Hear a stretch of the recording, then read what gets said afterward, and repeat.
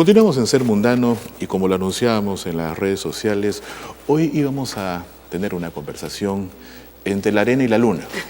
Y nos vamos a poner románticos esta mañana porque vamos a conversar a quien, como yo le digo siempre en las redes sociales, es la voz romántica de la radio en el Perú.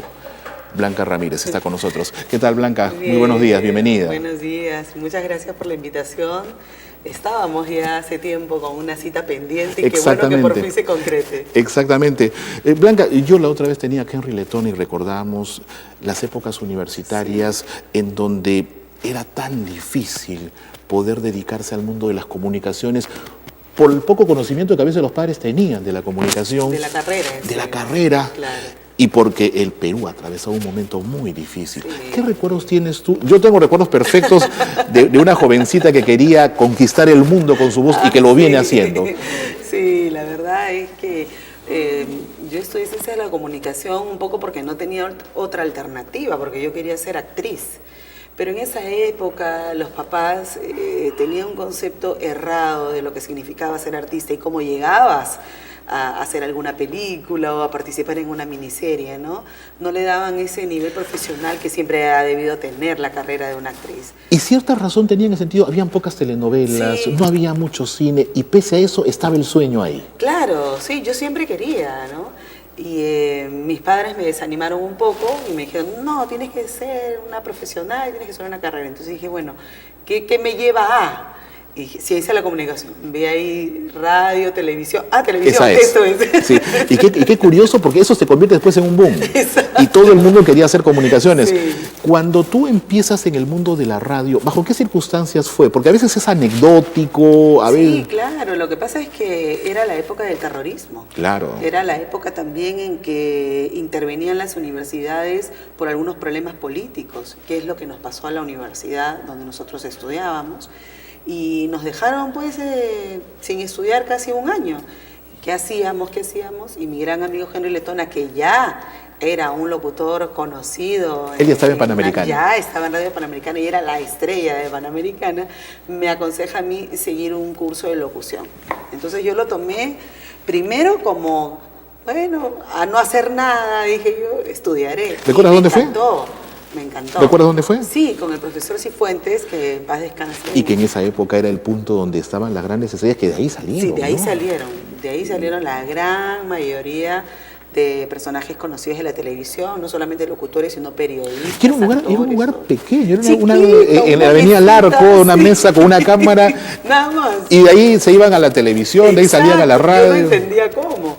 Pero lo que sí nos enseñaron fue a leer muy bien y a más o menos conocer los diferentes formatos donde tú podrías trabajar, ¿no? Que podías ser leyendo unas noticias o de repente grabando un comercial.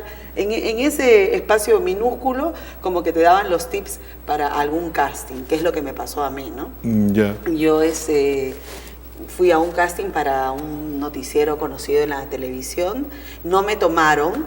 Entonces salí como que media molesta de ahí, porque dije, hay mucha vara, porque ahí recién descubrí lo terrible que es, lo frustrante que es que tú vayas con todas las ganas. Y que crónica de una muerte anunciada, exacto, ya se sabe ya quién va a ganar, entonces ¿para qué convocan? Exacto, y era mi primera experiencia, ¿no?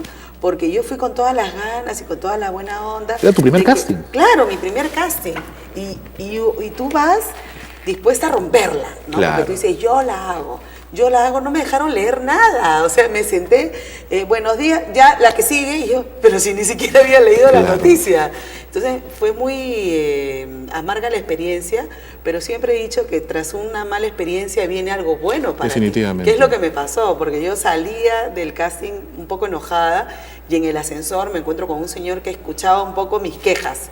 Y que resultó ser uno de los gerentes de radioprogramas del Perú, que me invitó al casting y me quedó trabajando en radioprogramas. Qué interesante eso. O sea, tú entraste protestando. Exacto. Y te estaba escuchando. El señor, sí. Y él te dice que vayas a... Él me dice, dice, ¿usted es locutora? Sí, bueno, le doy mi tarjeta, vaya que estamos buscando una locutora nueva. Y yo, nada, que no sé qué, y voy, ¿no? Solamente para ver cómo era la cabina. O sea, ni siquiera fui con la idea de que me podía quedar. Y es ahí donde te quedas. Y es ahí Es donde una historia bien particular, ¿no? Porque Sí. es un poco no renunciar, ya pues perdí el casting, pero yo no renuncio, está mi protesta, está mi voz. ¿Cuánto tiempo estuviste en radioprogramas? 3 años. ¿Y de ahí?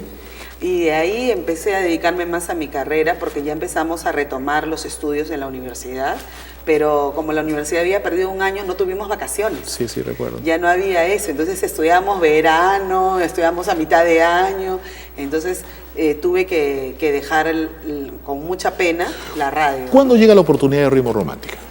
Lo que pasa es que, volviendo al grupo RPP, me dieron, ya no solamente leía noticias, sino también tuve un programa.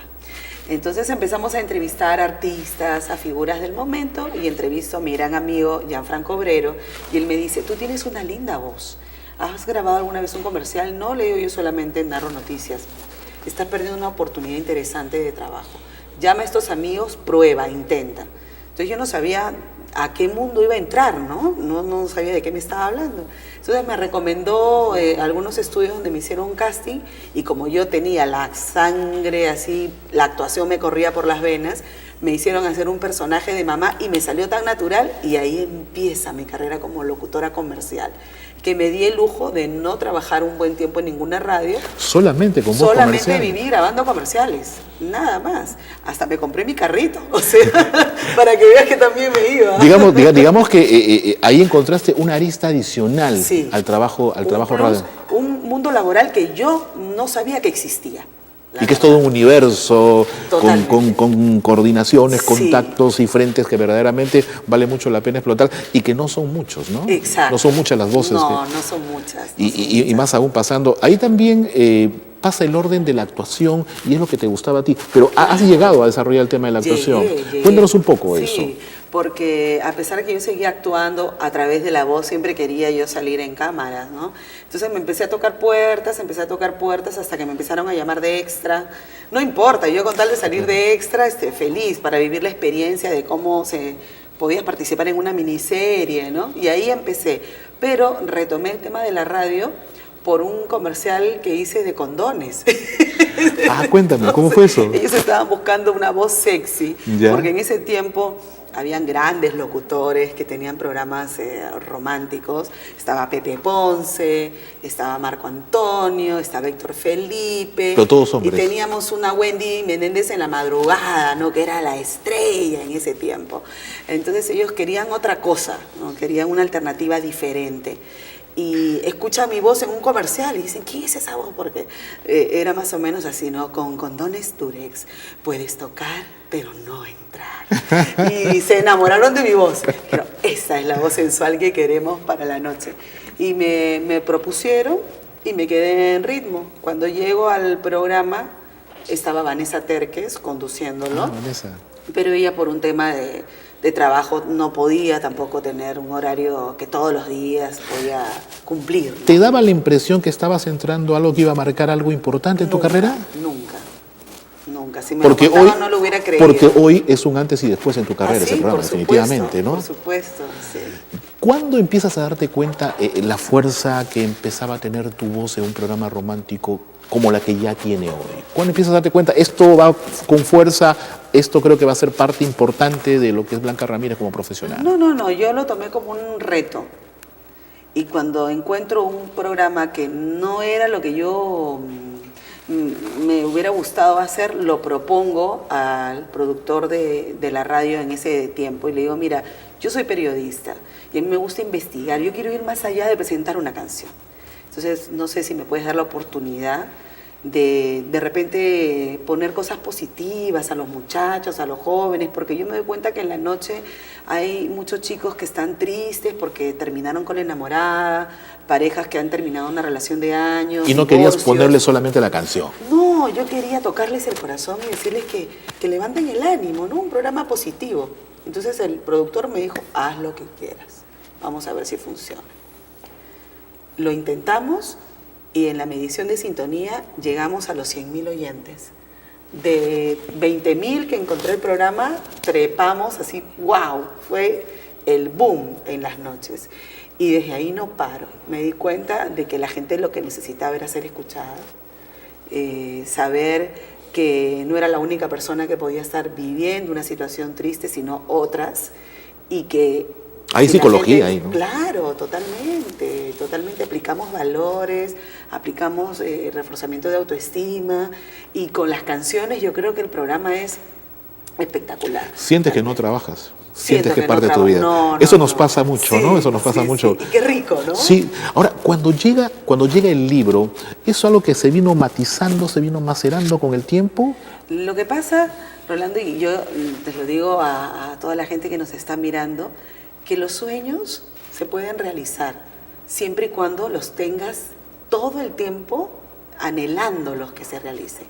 ¿Qué pasa cuando una persona deja de soñar y es un autómata? Trabaja, ya no disfrutas, como ya tantos, no vives. Como tantos, ¿eh? Como tantos. A pesar de la edad que tengo y de que he ganado muchas cosas, mucho reconocimiento, yo sigo soñando. Y uno de mis sueños era escribir un libro. Yo soy de las personas que creo mucho en la ley de la atracción. Hay gente que me dirá que estoy loca, todo bueno, pero es mi manera de Por pensar, supuesto. ¿no? Entonces siempre tengo una maquetita y estoy poniendo ahí las cosas que anhelo y yo digo, oh, sí, yo voy a hacer eso, pero lo doy como que ya lo tengo. Entonces, claro, no lo doy que a futuro, algún vehemencia, día. ¿no? Claro, yo no digo algún día, no, ay, si yo voy a firmar mis libros, no tenía nada, yo no tenía nada. Y veía alguna historia que me parecía interesante y lo guardaba en un archivo, ¿no? Entonces un día me llaman por teléfono y me dicen, soy de editorial Caja Negra, y yo de editorial, pensé que me querían hacer alguna entrevista. Y me dice, no, estamos interesados en que escribas un libro. ¿Un libro? Ya lo tengo. ¿Cómo? Me dice, hay que sentarnos para conversar. Y yo ya lo tenía listo, mi libro, solamente era cuestión de corregir y nada más, porque yo ya lo tenía. Y me pareció, dije, esto funciona. O sea, mientras tú le pongas vehemencia, cariño, pasión, los sueños se van realizando. Sé que estás en contacto con los jóvenes. ¿Le falta algo de ese espíritu de lucha a las nuevas generaciones? Les falta muchísimo. ¿Le falta soñar? Les falta soñar, les falta creer en sí mismos, porque no creen en ellos, no se sienten valorados, no se sienten con la capacidad. ¿Dónde encontramos responsabilidades de eso? ¿Las redes sociales, la modernidad? De Sí. repente el que lo tengan la mayoría, porque hoy es la verdad, la mayoría de jóvenes en varios estratos sociales lo tiene todo muy fácil. Lo tiene fácil, yo creo que como no tienen la necesidad, no saben cómo luchar frente a ciertas situaciones que la vida se les presenta. ¿Qué nos pasaba a nosotros en nuestra época? No había luz, estudiábamos con vela. Y sin ningún problema. Y sin ningún problema, o con linternita, nos ingeniábamos para salir. Blanca, nosotros teníamos talleres de radio sin radio. Ya, sin cabina. por ahí. El profesor nos enseñaba radio con una tiza en una pizarra. ¿Y cómo podía uno aprender ahí? Imagínate. Pero qué profesionales salieron de esas generaciones, sí, ¿no? Y yo soy orgullosa de los amigos que tengo. Imagínate, Rolando. Igual, por favor, a lo que igual. hemos llegado y todavía seguimos. El hecho, yo recuerdo la primera clase que hubo de actividades culturales en Santa Anita, donde yo supongo que tú te fuiste directamente a teatro. Definitivamente. Yo te digo, yo les cuento esto a mis alumnos, yo no tenía claro a qué me iba a dedicar en actividad cultural y paso por el salón, estaban haciendo teatro. Y los veo, como ustedes éramos ya de la promoción de comunicaciones, los veo a ustedes actuando y dije, no, me voy a inscribir acá. Y es ahí donde entro, y lo más importante de todo es que estábamos empezando a soñar, eran las 2 primeras semanas de la universidad. Ha pasado el tiempo, han pasado los años, hoy el estar sentados entrevistándote a ti como una voz emblemática y parte de la historia de la radio, bueno, nosotros un poco entrampados en nuestra lucha, haciendo algo que parece tan simbólico, pero que es real, un intercambio de nuestros libros. El hecho de no renunciar, y la gente sabe pues que en este país tú no te ganas la vida escribiendo un libro. No. Entonces, ¿pero qué? No renunciaste a tus sueños y sigues soñando y sigues tratando de cumplir tus metas. Sí. Y eso es sumamente importante. Y eso es lo que yo trato de aportar todas las noches en el programa en Ritmo Romántica, ¿no? Que la gente siga creyendo, que siga confiando, que no se desanime. Hay mucha gente que por ahí me dice, no, Blanca, pero es que tú has logrado cosas por tus contactos. ¿Qué contactos? Si supieran cómo